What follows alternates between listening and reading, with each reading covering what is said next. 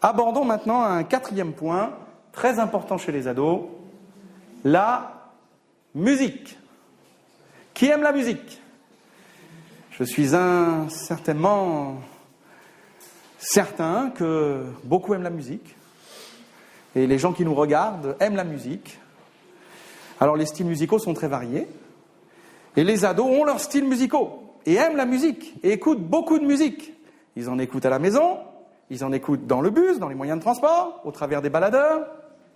Ils en écoutent à la radio, ils en écoutent au travers de l'Internet.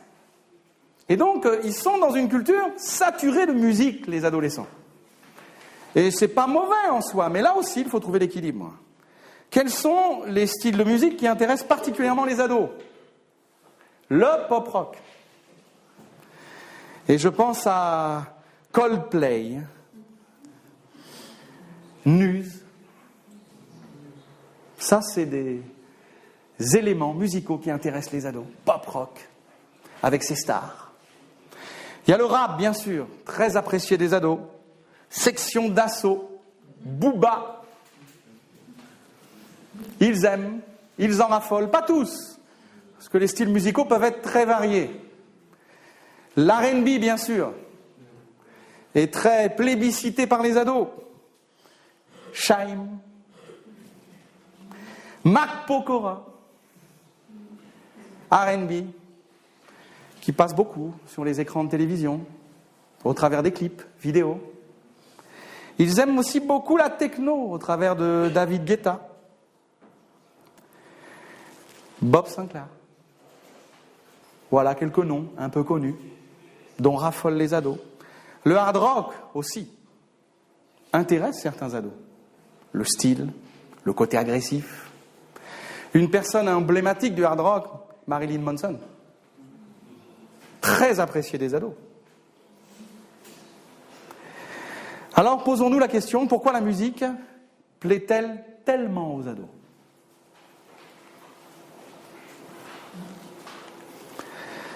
Je dirais d'abord que pour les ados, c'est un moyen d'évasion. Et en même temps, un moyen de défoulement. Ils ont besoin de s'évader, la vie n'est pas facile, ils se construisent. Cette transition entre l'enfance et l'âge adulte est parfois compliquée. Et la musique est un moyen d'évasion où ils coupent avec la réalité. Et ça leur fait du bien, un peu de musique. Également, c'est un moyen de défoulement. Nos ados travaillent beaucoup. Toute la journée, ils sont à l'école. Et parfois, ils éprouvent le besoin de se défouler. Alors ils mettent de la musique et ils se défoulent. Ils sentent, ils dansent. Ils font leur gin tonic. Voyez ? Voilà pourquoi les ados aiment la musique. Moyen d'évasion et moyen de défoulement. Également, la musique est un moyen d'identification. J'ai parlé des groupes. Au travers des groupes musicaux, ils s'identifient. Et la musique est inévitablement associée aux groupes, associée aux stars, associée aux chanteurs, associée à leur look, associée à leur identité de groupe. Et les ados écoutent de la musique pour intégrer le groupe. Et très souvent, ils s'attachent aux stars, à leur look, à leurs idées, à leur langage. Et par leur musique, ils adoptent quelque part leur mentalité. Et voilà ce qui les amène à écouter de la musique aussi. La musique est aussi pour eux un moyen de libération de leur émotivité, sur le plan affectif particulièrement. Dans la musique, beaucoup de chants d'amour, beaucoup de sentimentalité, on peut même parler de sensualité, des beaux textes sur l'amour, et les ados en ont besoin. Et ils aiment cette musique qui prône l'amour. Parfois, cette musique va un peu loin dans l'amour. C'est l'amour libre, l'amour débridé. Mais quelque part, l'ado en est friand. Quelque part. Et au travers de ces musiques, eh bien, ça remplit son réservoir affectif. On peut dire aussi que la musique est un moyen d'unification. Les ados s'unissent autour de groupes de musique.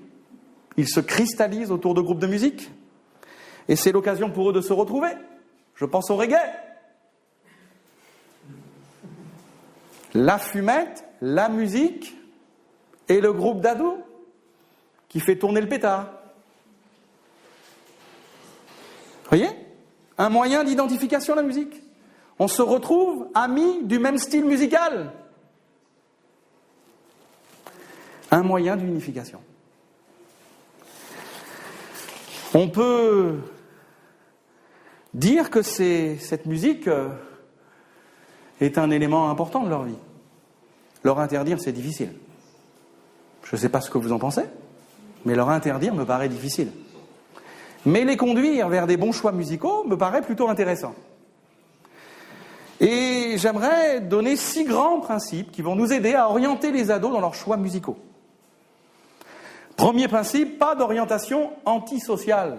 Certains groupes prônent la révolte, prônent le rejet des autorités, le rejet de la police, le rejet des professeurs, le rejet du gouvernement. Il y a un style de musique antisocial. Et bien sûr, ce genre de musique n'est pas à encourager. Car nous devons garder les ados dans le respect de l'autorité. Évidemment, deuxième grand principe, pas de sensualité, j'en ai déjà parlé. Il y a beaucoup de groupes et beaucoup de chanteurs qui prônent l'émancipation sexuelle. Et il est facile de le voir au travers des clips vidéo. Vous voyez ? Parfois c'est en anglais, on ne comprend pas toujours, mais regardez les clips vidéo et vous verrez tout de suite que ces groupes prônent l'émancipation sexuelle, avec des tenues débridées, des femmes à demi nues, des positions extrêmement suggestives. Et tout ça n'est pas encouragé.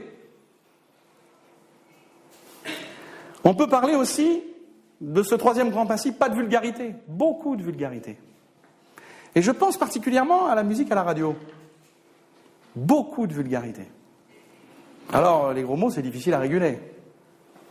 Je ne dis pas qu'il faut tout interdire, mais il faut réguler. Et il y a vraiment des groupes vulgaires, avec un langage vulgaire. Et je pense qu'il ne faut pas encourager les ados dans cette direction. Il peut arriver quelques coquilles. Soyons équilibrés. Je ne dis pas que c'est bien une coquille, mais trouvons le juste équilibre. Si c'est saturé de gros mots, d'insultes et de vulgarité, évitons d'encourager les ados dans ce style de musique. Également, pas d'ésotérisme. Beaucoup de musiques sont associées à l'ésotérisme. Et je pense particulièrement à Marilyn Manson. Marilyn Manson, dans ses concerts, il fait des messes noires. Je connais un ado qui a assisté à un de ses concerts.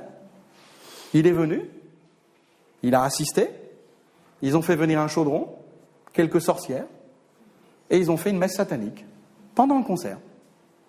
L'ésotérisme, la magie, l'occultisme.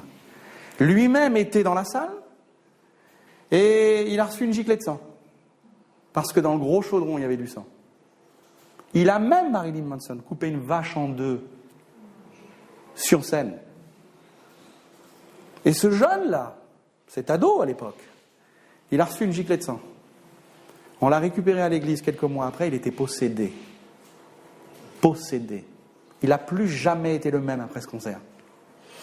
Donc il faut bien comprendre que certains groupes trafiquent avec les ténèbres. Parfois c'est visible, parfois c'est caché. Mais nous devons nous renseigner et garder les ados de ces groupes ténébreux. Bien sûr, pas de stupéfiants.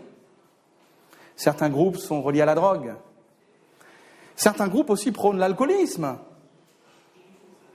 prônent la liberté et quelque part conduisent les ados dans une autodestruction douce, un suicide lent, progressif, qui les amène au bord du gouffre.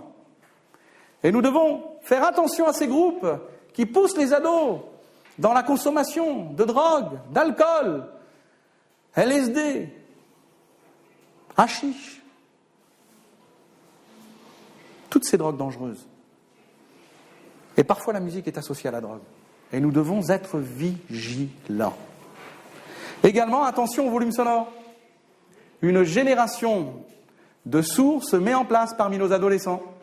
Le volume est très fort, bien sûr dans les concerts très fort. Mais le vrai problème, c'est les baladeurs. Les ados écoutent de la musique dans les baladeurs et mettent la musique beaucoup trop forte. Et aujourd'hui, de plus en plus d'ados deviennent à demi-sourds. Donc attention, c'est un point important, au volume sonore. Et puis, pour terminer, un dernier principe qui peut être retenu pour réguler les ados, dans leurs choix musicaux, c'est pas d'imprégnation continuelle. Les ados, si vous les laissez faire, ils s'imprègnent de musique toute la journée, constamment, même en dormant, même en travaillant. Il faut inviter les ados à réguler, à couper. Et donc, il nous faut, par la grâce de Dieu, trouver le bon équilibre. Concernant cette dimension musicale, j'aimerais dire que la musique n'est pas seulement au travers des baladeurs, pas seulement au travers des chaînes hi-fi, mais elle est aussi par la radio, elle est aussi par l'Internet, et il faut être vigilant. Tout ce qui concerne la musique, au travers des téléphones portables, il faut être vigilant. Ils téléchargent des musiques, et ils écoutent en permanence. À nous de trouver le bon équilibre.